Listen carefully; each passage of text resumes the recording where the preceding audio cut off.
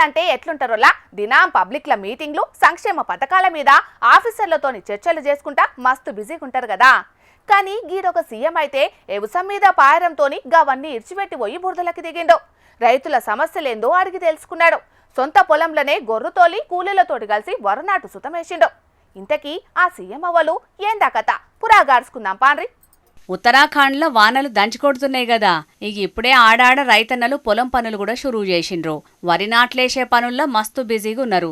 అయితే సీఎం పుష్కర్ సింగ్ ధామీకి సుతం వ్యవసాయం పనులు చేసుడంటే మస్తు పాయిరమట. మరి మహర్షి సినిమాలో మహేష్ బాబు సార్ను చూసే ఇన్స్పైర్ అయిండో లేకపోతే ఇంకేదన్నా కారణం ఉన్నదో తెలియదు గాని పయంటు మీదికి మలిసి బురదలకు దిగిండు. ఇక చేతుల వరినారును పట్టుకొని పొలంలో చూడుండ్రి ఎట్లా నడుచుకుంటూ వస్తున్నాడో సీఎం సారు.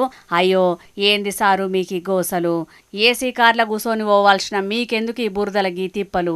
మీరనుకుంటే కూలీలను పెట్టి నిల్సున్న కాడ నుంచే పనులు చేపియొచ్చు. కానీ మీరే కూలీ లెక్క మారి పనులు చేసుడేందని పర్షానైనరట ఆడున్నోళ్ళందరూ.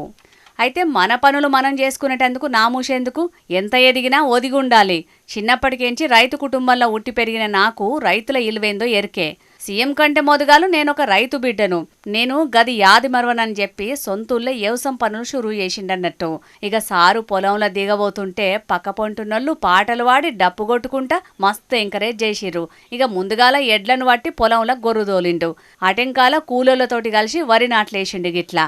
ఇక ఈ వీడియోలు సోషల్ మీడియాలో వైరల్ అయ్యే వరకు సారు చేసిన పనిని తారీఫ్ చేసుకుంటా కామెంట్లు పెడుతున్నారు చాలా మంది.